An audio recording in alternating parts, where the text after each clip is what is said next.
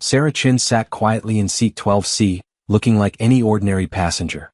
Nobody knew she was a former fighter pilot. When a hostile jet threatened their plane, demanding a Russian scientist aboard, Sarah revealed her identity. Using her military skills, she helped the pilots evade attacks until Air Force jets arrived and saved everyone. Before watching full story, comment below from where are you watching. Also like and subscribe for more stories. Sarah Chin sat quietly in seat 12C, looking like any other passenger on Flight 447. The Boeing 777 cruised smoothly at 31,000 feet through clear blue skies. She wore simple clothes, dark jeans and a plain sweater. Her black hair was tied back in a neat ponytail. To everyone around her, she was just another business traveler heading to Denver. The man in seat 12A talked loudly about his sales meeting. "Yeah, boring conference stuff," he said into his phone. "I'll close that deal when I get back Thursday." The elderly woman in 12B knitted quietly, occasionally asking Sarah polite questions about her trip. "Just business," Sarah replied with a smile, keeping her answers short and simple. Sarah held a paperback book but wasn't really reading it. Her trained eyes moved constantly, counting passengers, checking exit doors, watching the flight attendants. These were old habits from a life she kept hidden. Nobody on this plane knew that Sarah Chin had once been Major Sarah Chin, one of the Air Force's best fighter pilots. Nobody knew she had flown F-22 Raptors in classified missions. Nobody knew she later worked for military intelligence, analyzing enemy aircraft and combat tactics. For the past 3 years, Sarah had worked as a civilian consultant, her military background buried in classified files. Today she was traveling to Denver for what seemed like a boring defense contractor meeting. Just another day in her quiet new life. The flight attendant, Jenny, walked down the aisle with her drink cart. "What can I get you?" she asked cheerfully. "Just water, please," Sarah replied. "Traveling for work?" Jenny made small talk. "Yes, consulting," Sarah answered, giving no details. Jenny smiled and moved on to the next passenger. In the cockpit, Captain Mike Torres and his co-pilot David Kim checked their instruments. Torres had been flying commercial jets for 20 years. Kim was younger but experienced. "Beautiful day for flying," Torres said, looking at the clear skies ahead. "We'll arrive in Denver 20 minutes early." Everything was routine and peaceful. Sarah tried to focus on her book but couldn't shake a strange feeling. Something felt wrong, though she couldn't say what. Her military training had taught her to trust these instincts. She looked around the cabin again, families chatting, business travelers working on laptops, a teenager playing video games while his mother told him to turn it down. Everything looked normal. Then Sarah felt it, a slight vibration in the plane's structure. Most passengers wouldn't notice it, but her trained senses picked up the subtle change. She looked out the small window but saw only empty sky and distant clouds. Suddenly, the plane's intercom crackled to life. Captain Torres' voice came through, but it sounded tense. "Ladies and gentlemen, this is your captain. We're experiencing some unusual air traffic in our area. Please remain seated with your seatbelts fastened while we work with air traffic control." Sarah's blood ran cold. Unusual air traffic at 31,000 feet could only mean one thing: military aircraft. But why would fighter jets be near a commercial flight path? The businessman in 12A looked annoyed. "Great, probably some Air Force training exercise making us late," he grumbled. The elderly woman kept knitting, unconcerned. Other passengers murmured among themselves, mostly worried about flight delays. Sarah unbuckled her seatbelt and stood up, ignoring the captain's announcement. She walked calmly toward the front of the plane, her mind racing through possibilities. If military aircraft were in the area, there had to be a reason. And if that reason involved a threat to this civilian plane, she might be the only person aboard with the knowledge to help. Jenny, the flight attendant, approached her. "Ma'am, the captain asked everyone to remain seated," she said politely. "I need to speak with the captain," Sarah replied quietly. "It's about the air traffic situation."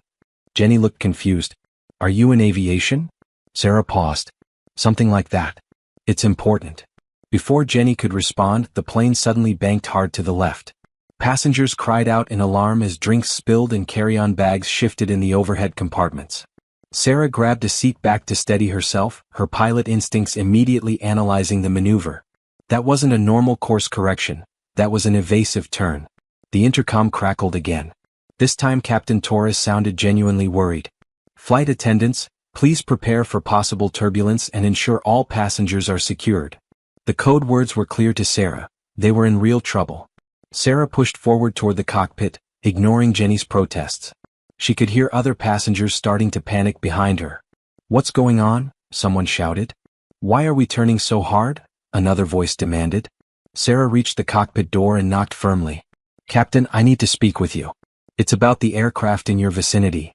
Through the small window, she could see Torres and Kim frantically working their radios and checking instruments. The door opened and Captain Torres looked out, his face pale with stress. "Ma'am, please return to your seat. We're dealing with a situation here." "What kind of aircraft are tracking you?" Sarah asked quietly. Torres stared at her in surprise. "How do you know about? Who are you?" "Someone who can help," Sarah said. "Let me in." Torres hesitated, then opened the cockpit door wider. Sarah stepped inside and immediately saw what had the pilots so frightened. On the radar screen, a fast-moving blip was approaching their position at incredible speed. "It appeared 10 minutes ago," Torres explained. "Denver Control says it's not one of theirs. It's not responding to radio calls and it's closing fast." Kim pointed at the radar. "Look at that speed over Mach 2. No commercial aircraft can do that." Sarah studied the radar display with expert eyes. The approaching aircraft's speed and flight pattern told her everything she needed to know. "That's a fighter jet," she said quietly. "And based on its approach vector, it's not friendly." Both pilots stared at her. "How can you possibly know that?" Torres demanded. Sarah took a deep breath. Her cover was about to be blown, but people's lives were at stake. "Because I used to fly jets like that one.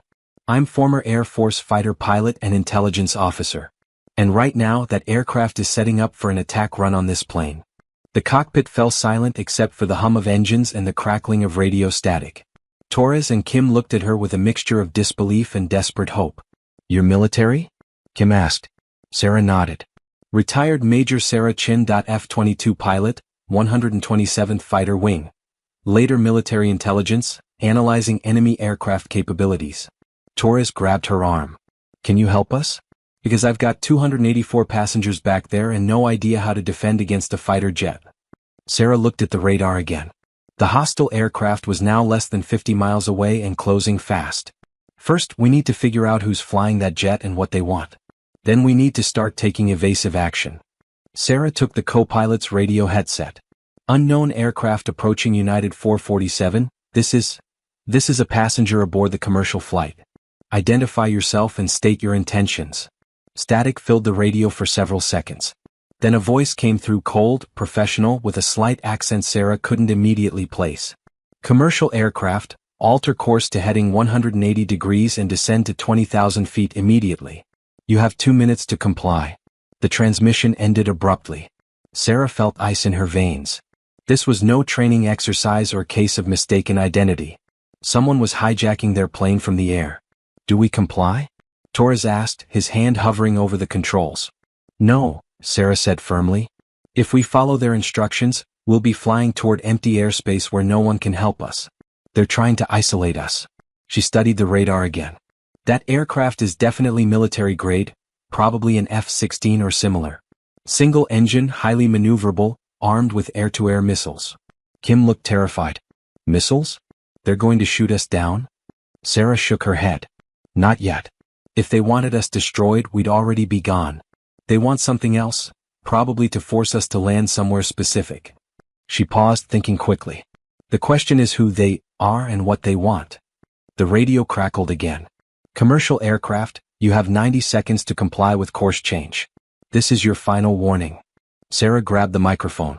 "Unknown aircraft, we are a civilian flight with 284 souls aboard. We will not alter course without proper authorization from air traffic control." Torres looked at her like she was insane. "Are you trying to get us all killed?" Sarah held up a hand. "Trust me. We need to buy time and force them to show their hand. Right now we don't know what we're dealing with." Suddenly the plane shook violently as something streaked past the cockpit windows, close enough that they could see the gray metal and military markings.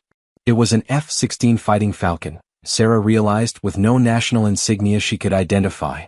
The fighter jet had buzzed them at incredible speed, a classic intimidation tactic.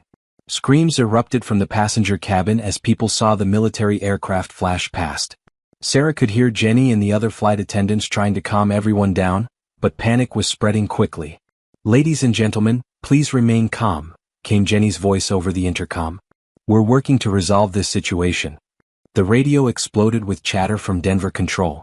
United 447, we show an unidentified military aircraft in your vicinity. Are you under threat? Torres grabbed the microphone. Denver Control, affirmative. Unknown fighter jet demanding course change. Request immediate assistance. United 447, we're scrambling Air Force interceptors from Peterson Air Force Base. Maintain current course and altitude. Help is en route. Sarah felt a surge of hope. If friendly fighters were coming, they might have a chance. But the hostile aircraft wasn't waiting. The F-16 appeared again, this time flying alongside them at a distance of maybe 200 yards. Through the cockpit window, Sarah could see the pilot clearly, helmet, oxygen mask focused on their plane. The fighter's weapons pylons were loaded with missiles. 60 seconds, came the cold voice over the radio. Comply or face consequences. Sarah studied the enemy aircraft's position and flight pattern. The pilot was skilled, maintaining perfect formation despite the massive difference in aircraft performance. This was no terrorist with basic flight training, this was a professional military pilot. Captain, I need you to listen carefully, Sarah said to Torres. In about 30 seconds, that F-16 is going to fire a warning shot, probably across our nose. When he does, I want you to push this plane into a steep dive. Not enough to hurt passengers, but enough to break his firing solution. Torres stared at her. A dive? In a commercial airliner? At this altitude? Sarah nodded. Trust me. I've flown combat missions.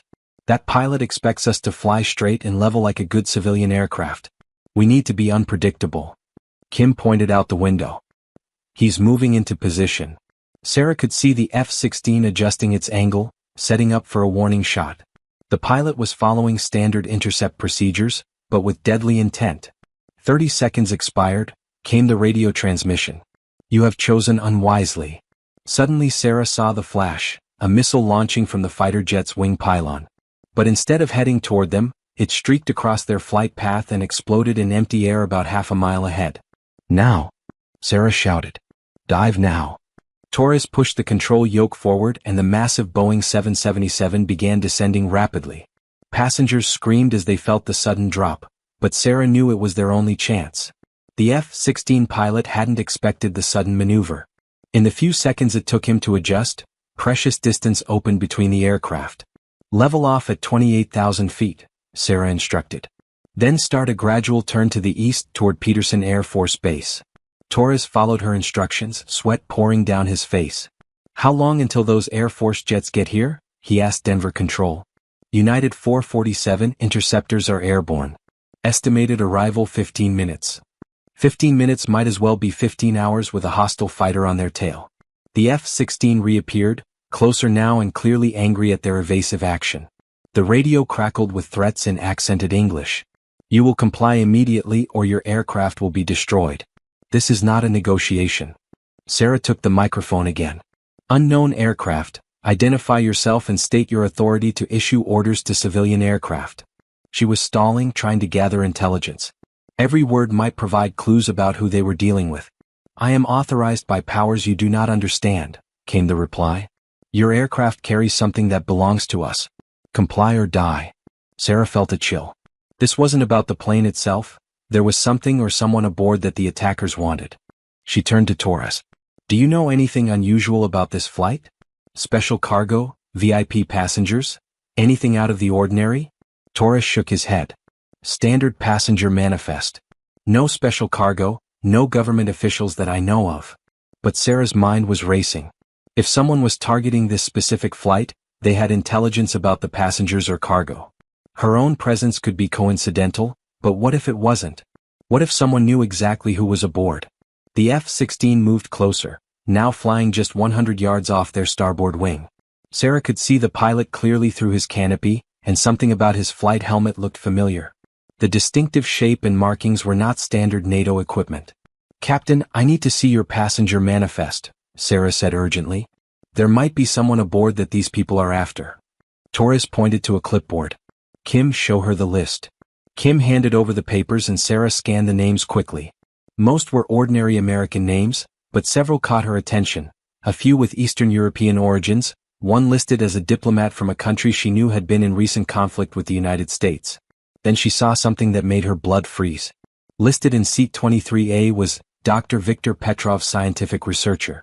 Sarah knew that name from classified intelligence briefings. Petrov was a Russian nuclear scientist who had defected to the United States 6 months ago, bringing with him critical information about advanced weapons programs. That's it, Sarah whispered. They're here for Petrov.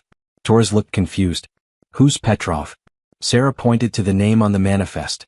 A Russian defector with nuclear weapons secrets. If they take him back, it could shift the balance of power in Eastern Europe. The radio crackled again. You have 2 minutes to begin descent to 15,000 feet and turn toward the coordinates I will provide. Dr. Petrov will be transferred to our custody upon landing. Refuse and everyone dies. So they knew exactly who they wanted and where he was sitting. This was a planned operation, not a random hijacking.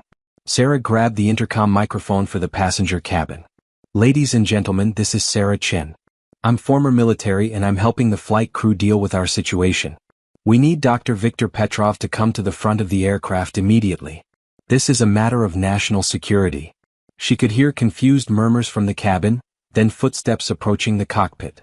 A man in his 60s appeared, thin, nervous, with thick glasses and graying hair. I am Dr. Petrov, he said quietly in accented English. They have found me, yes? Sarah nodded grimly. Someone very much wants you back, doctor. But we're not going to let that happen. Petrov's face went pale. You do not understand. If they take me, the weapons information I carry, it will be catastrophic for your country. Then we make sure they don't take you, Sarah said firmly. She turned back to the radar display. The F-16 was holding position, waiting for their response. But now she could see 2 new blips approaching from the east, the Air Force interceptors from Peterson. Denver Control, United 447. We have identified the target aboard our aircraft. Request priority handling for protective custody upon landing. The response came immediately. United 447 understood. You are cleared for emergency landing at Denver International. Military escort is en route. The hostile pilot had apparently heard the transmission. Your military friends will arrive too late, came the cold voice over the radio. Descend now or I will destroy your aircraft and recover what I came for from the wreckage. Sarah knew they had reached the critical moment. The enemy pilot was running out of time and patience. In a few minutes, friendly fighters would arrive and his advantage would be gone. He would either have to act now or abort the mission. Captain, he's about to make his move, Sarah warned Torres. When I say so, I need you to put this aircraft into the most aggressive evasive maneuvers you've ever attempted. Ignore the passenger comfort, ignore the stress on the airframe. Our lives depend on it. Torres nodded grimly. Just tell me what to do. Sarah watched the F-16 carefully. The pilot was adjusting position, moving into an attack formation. He's lining up for a disabling shot, probably trying to damage our engines to force us down. Suddenly the fighter jet's nose came up and Sarah saw the telltale flash of missile launch. Hard right turn now, she shouted. Torres threw the control wheel over and the massive airliner banked sharply. Passengers screamed as they were thrown against their seatbelts. The missile streaked past their left wing, missing by less than 50 feet. Sarah felt the heat wash from its exhaust trail. Now climb. Full power. The Boeing's engines roared as Torres pulled back on the controls, fighting to gain altitude and distance from their attacker. But the F-16 was faster and more maneuverable. It swung around behind them, setting up for another attack. He's coming back, Kim warned, watching the radar. Next shot won't be a miss, Sarah said grimly. Then she heard the most beautiful sound in the world, the voice of an American fighter pilot on the radio. Unknown aircraft, this is Viper 1-1, United States Air Force. You are ordered to break off your attack on the civilian aircraft immediately and follow me to the nearest airfield for identification. 2 F-16s and Air Force markings appeared on either side of the hostile fighter. The enemy pilot found himself suddenly outnumbered and outgunned.